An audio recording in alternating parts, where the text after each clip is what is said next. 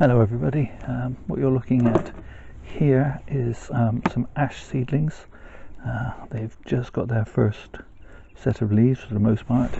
The label says these were collected in November 2018 and sown then.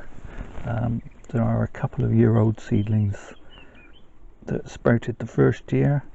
Some of them have been chewed off by mice or something by the look of it, but for the most part they've all sprouted in the second year. Some of them have only just shed in the seed case. So I said in my ash fusion video a few videos back that I was going to be doing an experiment in a root over rock project from seed. And these are the trees that are going to help me with that. There's a couple there that have just got their first proper leaves beginning to come through. Zoom you in, hopefully you can see that. So yeah, there are the leaves, there are the baby trees, and if I turn you slightly,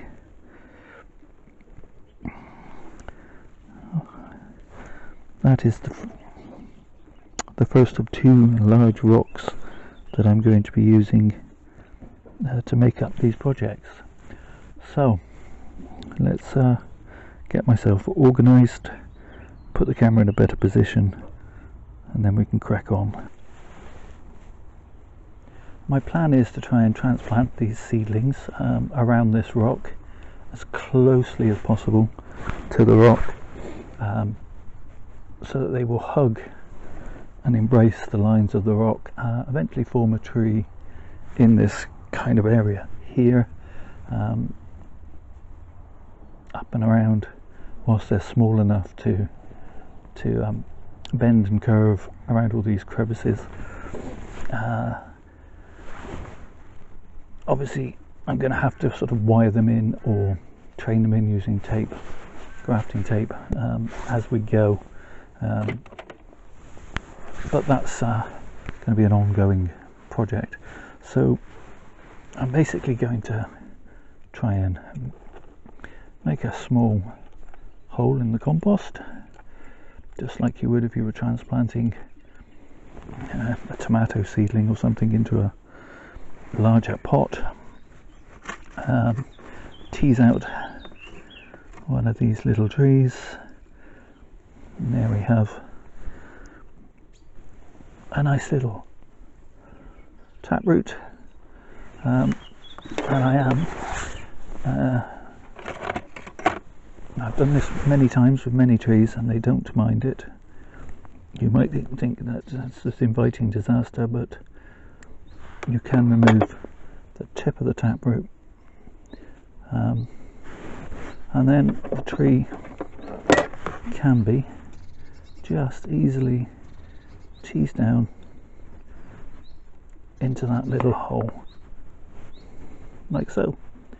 Now obviously it's going to need to be gently persuaded to hug that rock over the next couple of years, but the roots will begin to knit underneath this rock as well, hopefully holding it firmly into position. So I'm just going to work my way around until I decide I put enough trees with enough root. As I've said in previous videos, I find that ash actually seem to fuse better than any other species that I've used, and I anticipate that this could be quite successful. I'm going to try and make the roots cross each other, and I'm calling, for the sake of argument, each tree a root.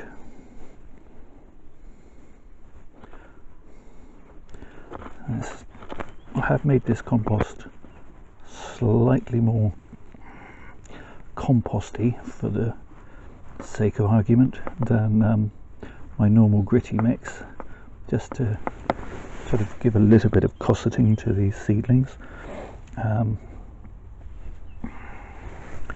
But we shall see how this progresses.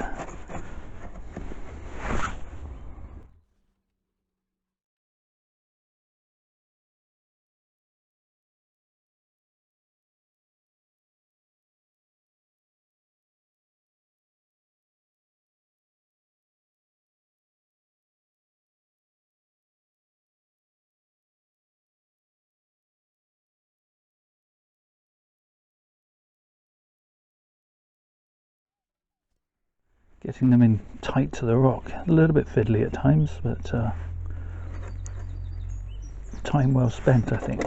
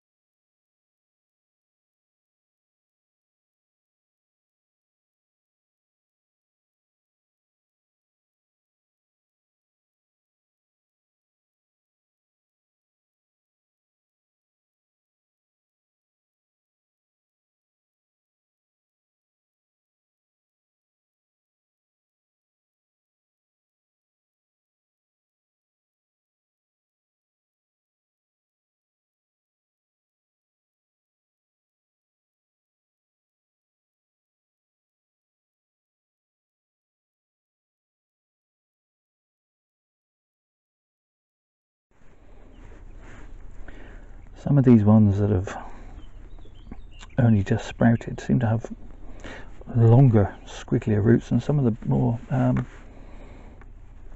grown ones, but just keep working around. As I say, I cut the taproot many times and know that the trees will generally recover well from that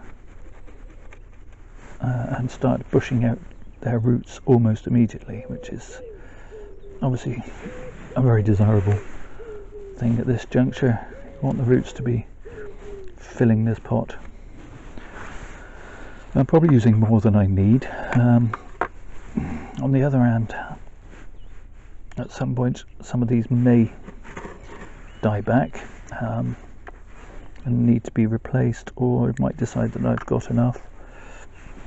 But I do envisage sort of crisscrossing the roots and making it kind of like when you see a Tibetan, not a Tibetan, where are those temples in the jungle that have been reclaimed by trees that have grown over the top, and you have the roots and you're going higgledy-piggledy all the way around. Yeah, being kind of like that is a vision I have for this project. Is it achievable with ash? As I say, they fuse better than most other trees I've tried. So the seed was collected, the rocks I found in the fields. The hardest part was carrying them home in my coat pocket, which they were very heavy and weighing my coat down on my shoulders by the time I got home. But other than that, they've cost me nary a penny. Bit of money for compost, my time, which I'm having fun, so you know, where's the cost in that? And you know, there you go. It's a project, and well, particularly in these days of lockdown, it's nice to have a project. Of course, I didn't know that when I sowed these seeds, but here you are. Okay, so that's project number one. I might add in another couple, as I have so many, just because you might get some die off. I move this in close to the camera. Well, let's stay in focus. You can see it's already throwing out some little side roots and things, so you know, they're good healthy little seedlings, and hopefully they'll fill this seed tray with roots and cling to the underside of this rock, filling that part of it, and that'll help hold them all nice and firmly against the side of the rock. Okay, so that's project number 1. I will probably top this tray up a little bit with a little bit more compost, but I'll do that off camera. Don't want to bore you, and give it a drink obviously, just to make sure that the roots are well in contact with the soil, and then it'll be put in a nice sheltered spot for the trees to recover.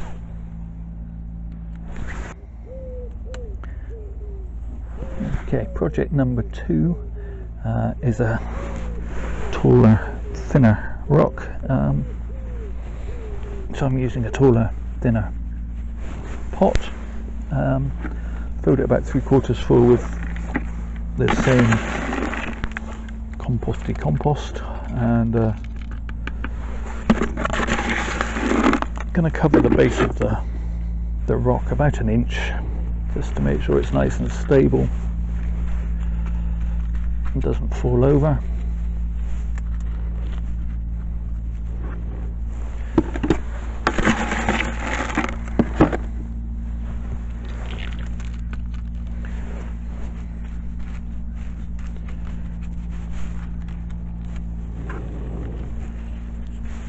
Okay, so a little bit more, I think.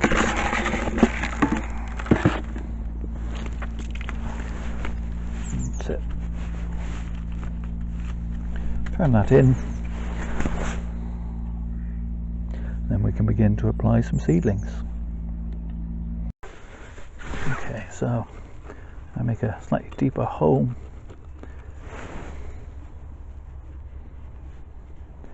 Make sure that goes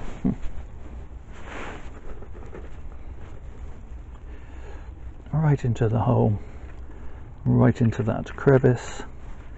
It's nicely up against a rock.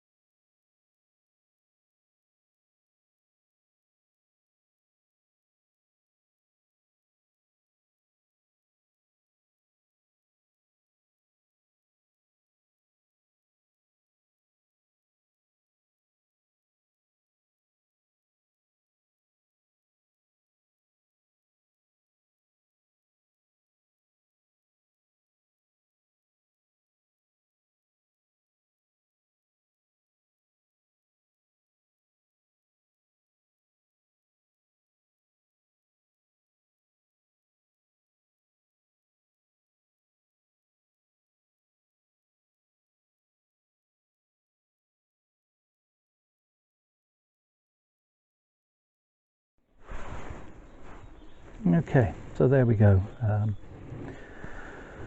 Number of seedlings, all nicely tight into the side of the rock. Obviously I'll be aiming for the